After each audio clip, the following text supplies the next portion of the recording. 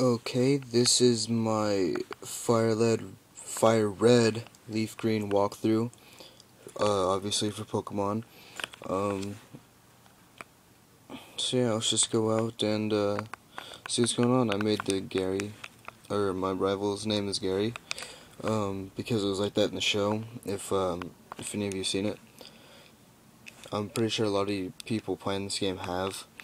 Um, well, we try to go walk into that grass, but Oak comes up and tells us that it's not safe to go out there. So, takes us back into his house, and let's see where this is going. Okay, right there you can see my rival sitting next to me. And, yeah, if some of you didn't know this, Gary is actually Professor Oak's grandson.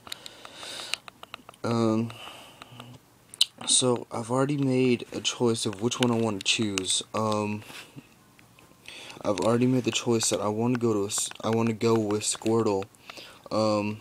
Because I've never really beaten the game. I've beaten the game with Squirtle, but I've never went all the way through to the Elite Four, and I want to see what it'd be like with Squirtle.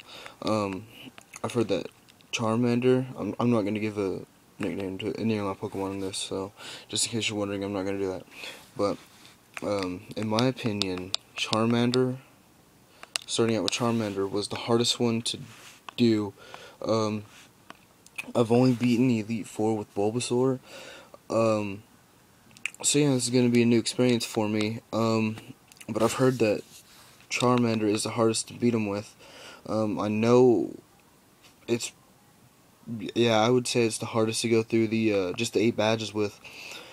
Oh, I forgot to get a potion in the, computer in my room. I forgot to do that twice now.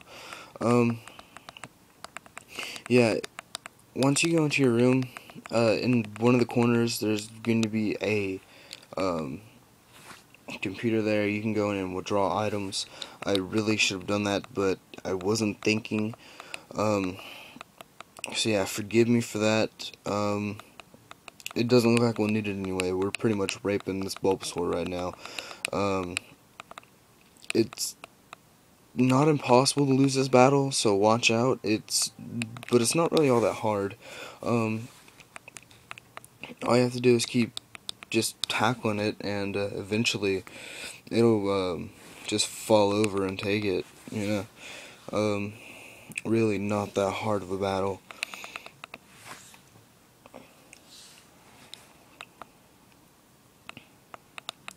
So right there, and you'll get 67 experience every time you beat that Bulbasaur as the first, or each time you beat your starter's first Pokemon in the very beginning. Just because it'll be just enough to get you to about another level and pretty close to half of another one.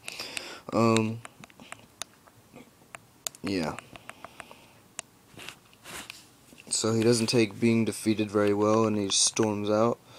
So we'll just walk out, because now we're able to get into the grass that Oak said we couldn't get in without a Pokemon.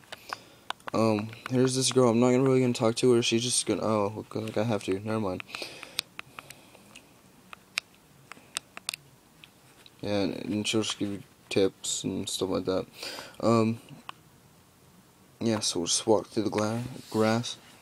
Normally, I'm gonna cut out wild Pokemon battles. I just wanted to do, get settled again. I just wanted to do this one to show you that wild Pokemon battles are just like trainer battles.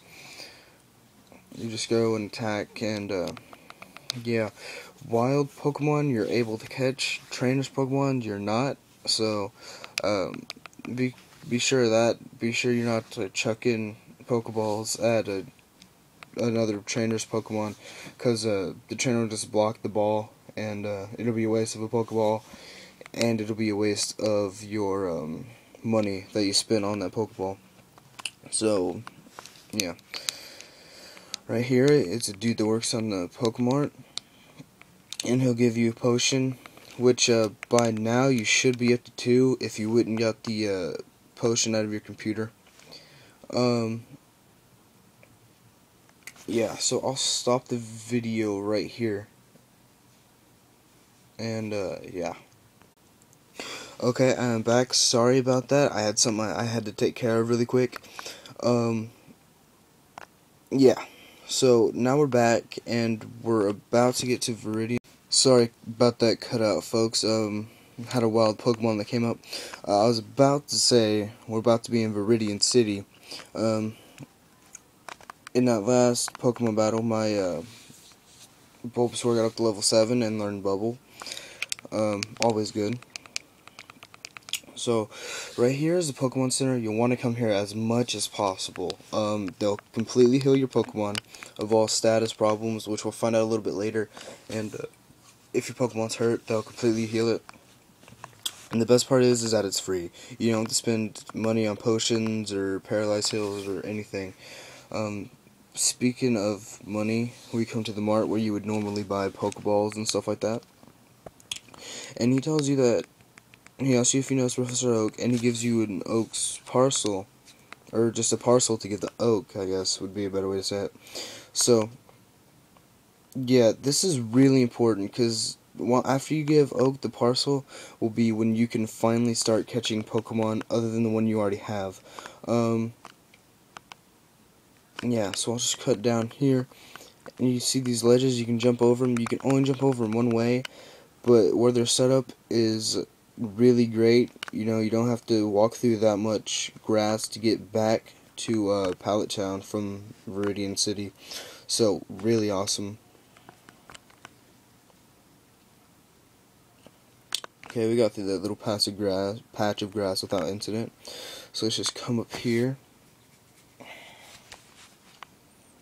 and just walk up to Oak.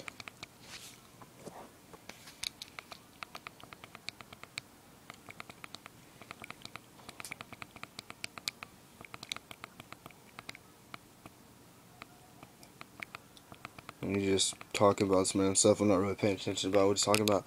But, yeah, what he has right there, right behind him, is 2 Pokedexes. And pretty much what they'll do is they will, if you catch a Pokemon, they'll put its data in the Pokedex, and you can go back and refer to it anytime. It'll, like, give its weight, you know, its battle cry, you know, whatever, just everything in it. I think it's weird that I have to go and give Oak his parcel, and Gary just comes back with, like, perfect timing, and he just automatically gets a Pokedex and Pokeball. That's kind of messed up, Professor Oak. That's something they should check. You didn't have to do anything.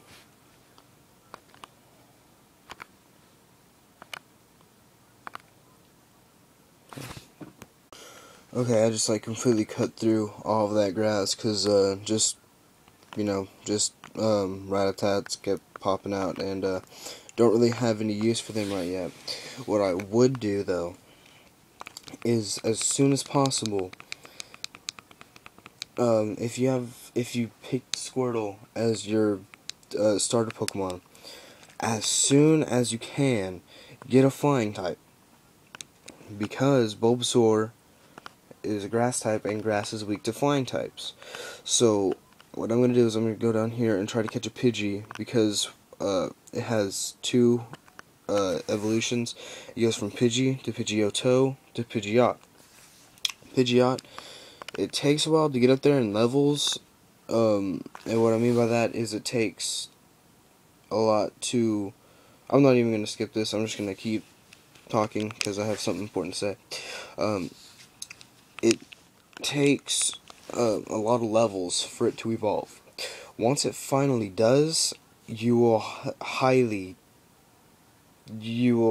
what's the word I'm looking for?